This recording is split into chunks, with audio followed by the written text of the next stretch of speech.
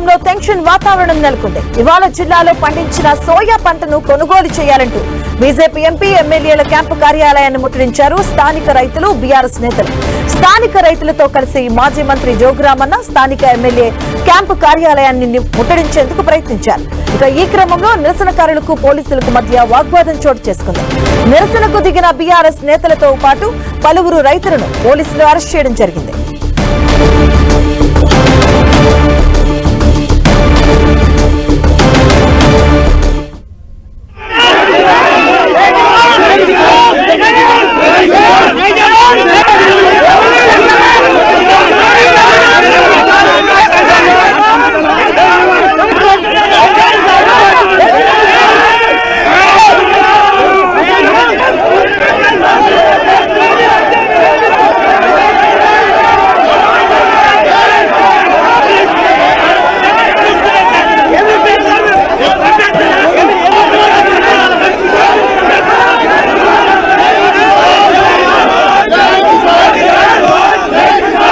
ఇదే అంశానికి సంబంధించిన పూర్తి అప్డేట్స్ మా కరెస్పాండెంట్ ప్రేమ్ సాగర్ అందిస్తారు. ప్రేమ్ సాగర్.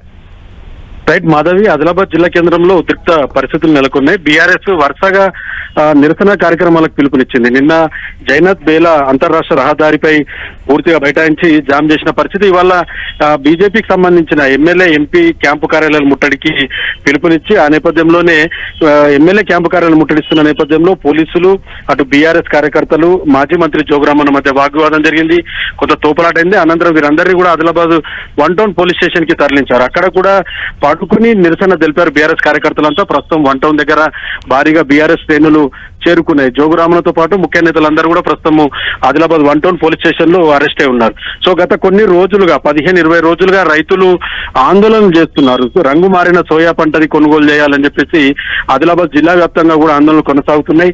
నిన్న బోత్ మండల కేంద్రంలో అక్కడ ఒక జిల్లా స్థాయి అధికారితో పాటు పలువురు మండల స్థాయి అధికారులందరినీ కూడా అరెస్ట్ గదిలో నిర్బంధించి రైతులంతా కూడా నిరసన తెలిపిన పరిస్థితి ఉంది. సో సోయా మొదటగా కొనుగోలు చేస్తామని చెప్పి మెసేజ్లు వస్తున్నాయి. ఆ తర్వాత మార్కెట్ యార్డ్కి సోయా పంటను తీసుకెళ్లిన తర్వాత అక్కడ వాటిని రంగు మారాయని చెప్పేసి రిజెక్ట్ చేస్తున్నారు. సో ఈ నేపథ్యంలో రైతులంతా కూడా ఆగ్రహాన్ని వ్యక్తం చేస్తున్నారు, పూర్తిగా రోడ్లపైకి వస్తున్నారు. సో ఖచ్చితంగా ఇందులో బీఆర్ఎస్, అటు కాంగ్రెస్ సంబంధించిన వైఫల్యం ఉందని చెప్పేసి, బీజేపీకి సంబంధించి వీళ్ళంతా వైఫల్యం ఉందని ఇవాళ పిలుపునిచ్చిన నేపథ్యంలో బీఆర్ఎస్ శ్రేణులందరినీ కూడా ప్రస్తుతం పోలీసులు అదుపులోకి తీసుకున్నారు. ఖచ్చితంగా రైతుల వద్ద ఉన్న సోయా పంట ఏదైతే ఉందో, రంగు మారిన తడిచిన సోయా ఉందో దాన్ని పూర్తి స్థాయిలో కొనుగోలు చేయాలి, రైతులని ఆదుకోవాలని చెప్పేసి ప్రస్తుతం బీఆర్ఎస్ శ్రేణులు అయితే డిమాండ్ చేస్తున్న పరిస్థితి. అంటే అధికారులు ఏం చెప్తున్నారు? ఈ సోయా పంటను కొనుగోలుకి ఎందుకు జాప్యం జరుగుతుంది? వీటిపైన అధికారులు ఏం చెప్తున్నారు అసలు? అంటే గతం నుంచి కూడా పత్తి, సోయా పంటలకు సంబంధించి కొన్ని నిబంధనలు ఉన్నాయి. ఆదిలాబాద్ జిల్లాలో మొదటి ప్రాధాన్యతగా పత్తి పంట పండుతుంది, రెండో ప్రాధాన్యతగా సోయా పంట ఎక్కువగా ఇక్కడ రైతులు పండిస్తూ ఉంటారు. సో ఇటీవల భారీ వర్షాలు కురిశాయి. సో భారీ వర్షాలు కురిసిన నేపథ్యంలో కొంత పత్తిలో కానీ, అటు సోయాలో కానీ తేమ శాతం అనేది పెరిగిపోయింది. దానికి తోడు సోయా పూర్తిగా రంగు మారిపోయింది.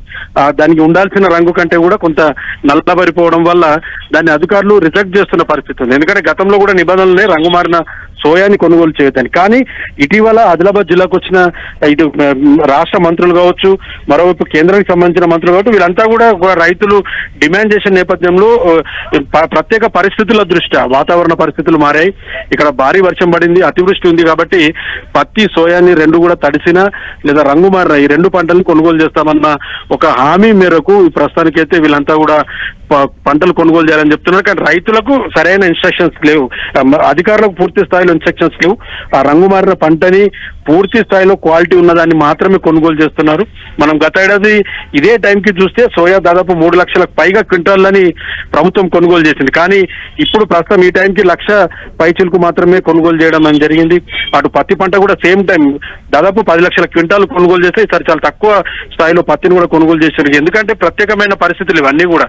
వాతావరణం పూర్తి స్థాయిలో మారి వర్షాలు నిన్న మొన్నటి వరకు కూడా భారీ వర్షాలు కురిచాయి. పత్తిలో తేమ శాతం పెరిగిపోయింది. 24-30 వరకు తేమ శాతం వస్తున్న నేపథ్యంలో దాన్ని పూర్తిగా సీసీఐ నిబంధనల ప్రకారం పత్తి కొనుగోలు చేయలేదు. ఇటు అధికారులు రాష్ట్ర ప్రభుత్వానికి సంబంధించి ఈ సోయాకు సంబంధించి కొనుగోళ్లలో నిబంధనలను దృష్టిలో ఉంచుకొని ఏవైతే కొనుగోళ్ల ఆంక్షలు దాని నేపథ్యంలోనే వీటన్నిటిని కూడా రిజెక్ట్ చేసిన పరిస్థితి అయితే మనకు కనిపిస్తుంది. సో ప్రస్తుతానికైతే అధికారులకు ఎటువంటి ఇన్స్ట్రక్షన్స్ లేవు. రంగు మారిన సోయాని కొనుగోలు చేయాలని ఒకవేళ రాష్ట్ర ప్రభుత్వం కల్పించుకొని కొనుగోలు చేస్తే రైతులకు కాస్త ఉపశమనం అయితే కలిగే అవకాశం ఉంది Madhavi. Right, thank you Prem Sagar. జై జవాన్ జై కిసాన్ జై జవాన్ జై కిసాన్ జై జవాన్ జై కిసాన్ జై కిసాన్ జై జవాన్